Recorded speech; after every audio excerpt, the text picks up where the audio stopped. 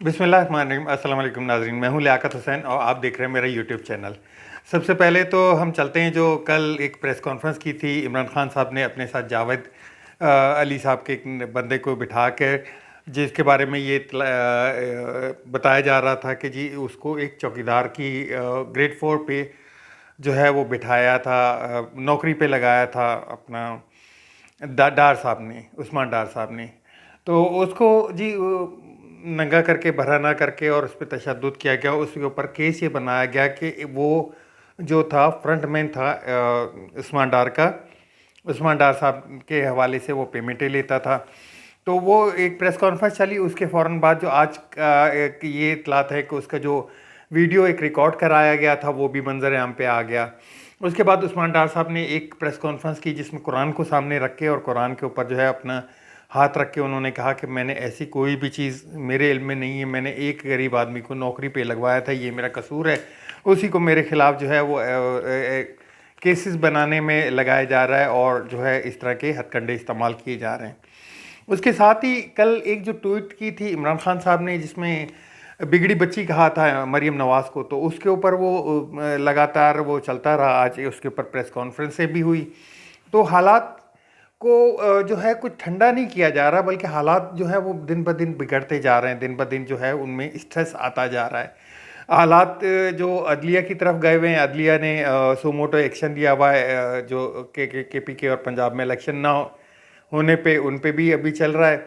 उसकी कल जो है मुतवक्का है, एक समात भी मुतवक्का है। उस पर प्रॉब्लम ये हो रही है कि सारी जमातों की तरफ से उस बेंच को या तो लार्जर बेंच में कन्वर्ट किए जाने की कोशिश की जा रही है, दरख्वास्तें दी जा रही हैं। लार्जर बेंच जो है वो 17 टोटल जो है सुप्रीम कोर्ट के जो जजेस हैं उनमें से 2 सीटें खाली हैं। 2 सीटें खाली होने के बाद बाकी बच जाता है 15।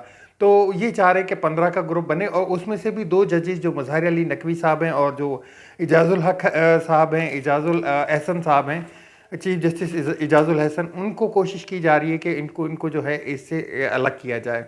तो उसके ऊपर फिर अब जो है तकरीबन कुछ दर्जन भर से ज़्यादा जो फरीक हैं उसमें शामिल हैं। अगर ऐसे ही मामला चलते रहे तो वो एक एक करके जो है वो मज़ीद जो है जजेस पे अगर इल्ज़ाम लगाया जाए और इस तरह का किया जाए तो वो तो और कम हो जाएगी तादाद, और इस तरह तो फिर काम नहीं चलेगा।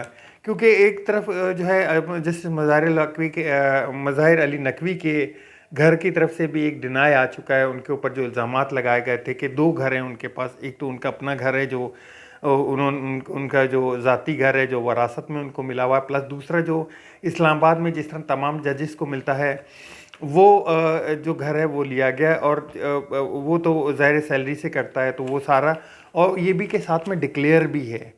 अब ये मामला जो है मामलात अदालत में तो हमें जब गया तो अदालत में यही महसूस हो रहा है कि अदालत आइन से हट के कुछ नहीं करेगी, बल्कि आइन के मुताबिक जो है इलेक्शन की डेट दे देगी या एक उसको फिक्स कर देगी कि जी 90 दिन के अंदर अंदर इलेक्शन होने। ये तो कंफर्म बात है, ये तो 110% आप लिखवा लें किसी से भी तो वो यही कहेगा कि जजेस जो है वो इलेक्शन की डेट 90 डेज़ के अंदर अंदर देंगे।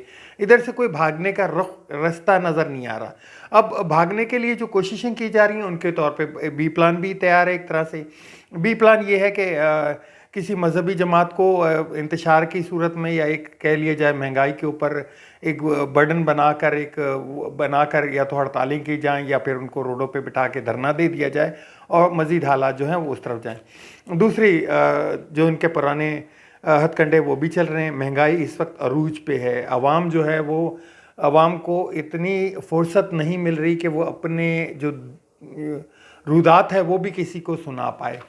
तो इन हालात में अब देखते हैं जो बी प्लान तैयार है, बी प्लान के ऊपर कब अमल होता है, क्योंकि कल जो है सुप्रीम कोर्ट की 11:30 बजे हेयरिंग भी है, उसके हवाले से भी बात है।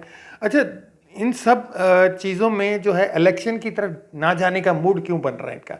इलेक्शन की तरफ ना जाने का सिर्फ एक प्रॉब्लम है कि जिस तरफ भी देखें तो इतनी महंगाई, इतनी जो लाकानूनियत और जो कुछ हो चुका है, अब इलेक्शन में जाने का इनको तो पड़ेंगी। अब तो ये इलेक्शन से किसी तरीके से जान छुड़ाना चाह रहे हैं। कल लाहौर हाई कोर्ट के जो बार काउंसिल के जो इलेक्शन थे उसमें जो पीटीआई के हमायत याफ्ता ग्रुप था, हामिद खान ग्रुप का जो वो था इलेक्शन, वो डबल तादाद से जीता है, डबल से भी ज़्यादा। आप समझे कि 7,500 जो वोट हैं वो लिए गए। पीटीआई का जो नामजद या हमायत याफ्ता जो उम्मीदवार था उसने, और उसके मुकाबले में जो पीडीएम की जमातों के थे, पीडीएम की सारी जमातों को मिलके 3,500 वोट नहीं ले सका। तो 7,000 समथिंग की और 3,300 डबल से ज़्यादा की मार पड़ी है। आज जो है वो जामपुर का इलेक्शन भी है। जामपुर का इलेक्शन के नताज आना शुरू हो गए। अभी कुछ ही देर पहले जब मैं ये वीडियो रिकॉर्ड कर रहा हूँ तो आना शुरू हो गए। उनमें भी हालात कुछ मुख्तलिफ नहीं हैं। इतनी ज़िमनी इलेक्शन में इतनी जो है एक तरह से कह लिया जाए कि जहाँ पे इंतज़ामी तरीके से और हर तरफ से जो है वो जिस दिन ये इलेक्शन अनाउंस हुआ जो कुछ वहाँ पे किया जा रहा है वो एक बताने ना एक क्या बताएं कि हर तरफ से जो है वो दबोचा जा रहा है एक तरह से। और जब रिज़ल्ट आना शुरू हुए आप यकीन करेंगे कि जो पोजीशन इस वक्त स्टार्टिंग में लग रही है, जो वहाँ पे लोग हैं वो ये कह रहे हैं, जो वहाँ के मुकामी लोग हैं वो कहते हैं कि सरदार पहले ही जो है और 20-20, 25-25 हज़ार की लीड से जीतते थे। अभी वो लीड नज़र नहीं आ रही है, अभी तो वो हारते हुए नज़र आ रहे हैं। मुकाबला ये है कि जो पीटीआई का उम्मीदवार है वो इस वक्त भी हाफ से ज़्यादा लीड लेके चल रहा है, हाफ से ज़्यादा। और पीडीएम की सारी जमातों को अगर मिला लेना तो 30 से 40% वोट भी उसके पास नहीं है। एक एक जमात कर लें तो वो तो बहुत पीछे रह जाएंगी ये। तो देखते हैं, अभी रिज़ल्ट आने में काफ़ी देर है। रिज़ल्ट अब देखें कब तक मुरतब होता है, क्योंकि 237 तकरीबन पोलिंग स्टेशन हैं, उनके रिज़ल्ट आना बाकी हैं अभी। तो इन इतलात के ऊपर तो जो मुझे लग रहा है, जो टेस्टर अगर आप चेक करें तो वो तो लग रहा है कि पीडीएम की कहीं पे कोई सुनवाई नहीं है। एक साहब कहते हैं कि जिस तरह से इमरान खान अनबीटेबल चल रहा है, पहले तो एक कहा जाता था ना टू थर्ड नहीं, अभी 80% की लीड से चल रहा है वो बंदा।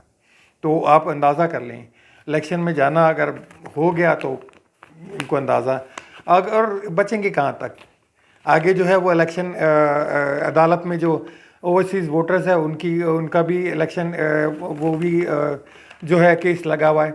उस केस का नतीजा आ गया तो यकीन करें कि जो 1 करोड़ पाकिस्तानी बाहर रहते हैं, आप अंदाज़ा नहीं है आपको कि आप एक मैं आपको फिगर बता दूं, एक तो वो वोट लाजमी डालते हैं और 80% से ज़्यादा वोट डालते हैं। मतलब अगर 10 बंदे हैं ना तो 8 बंदे लाजमी वोट डालने जाते हैं। वो तमाम का तमाम वोट जो है वो तहरीक इंसाफ का ही है, क्योंकि कुछ तो जो अभी हालिया इन 1 साल में ये जो 10-11 महीने हो गए, इनमें जो 10-11 लाख बंदा गया है वो तो सारा ही पीटीआई का है। ईवीएम का वोट से बचने के लिए ये कोशिश एक नज़र आ रही थी कि ये बचने के लिए जो है इलेक्शन पहले करवा दें, लेकिन आगे जितना बढ़ते जाएंगे उतना ही इनको धचका पड़ता जाएगा। जितना ये इलेक्शन आगे लेके जा रहे हैं वो उतना ही पीटीआई की मकबूलियत में इजाफा होता जा रहा है। आईएमएफ की तरफ से कोई अभी तक इतलात नहीं आई। वर्चुअल मुज़ाकरात जो हैं वो अभी तक जारी हैं। मैंने आपको पहले भी बता दिया था कि वहाँ से कोई असर इस तरह का नहीं नज़र आ रहे कि उनको जो कुछ मुज़ाकरात जो है कंप्लीट हो पाएँ या किस्त उनकी तरफ से रिलीज़ हो जाए। इक़दाम तो तकरीबन कर ली गए, कुछ इक़दाम वो मज़ीद डिमांड्स मांग रहे हैं कि जी ये भी कर दें, ये भी कर दें। वो भी अभी तक, जिससे कि वज़ीर आज़म साहब ने और हमारे इसाक डार साहब ने कहा था कि रनिंग वीक में वो कंप्लीट हो जाएगा, लेकिन अभी तक उसकी कोई इतलात नहीं है। अब तक के लिए इतना ही। मिलते हैं नेक्स्ट व्लॉग में। नेक्स्ट व्लॉग में मज़ीद अपडेट के साथ हाजिर होऊंगा इंशाल्लाह। और मेरे चैनल को सब्सक्राइब ज़रूर कीजिएगा, शेयर ज़रूर कीजिएगा, लाइक का बटन दबा दीजिएगा। आपके कमेंट्स का इंतज़ार रहेगा। अल्लाह हाफ़िज़। पाकिस्तान जिंदाबाद।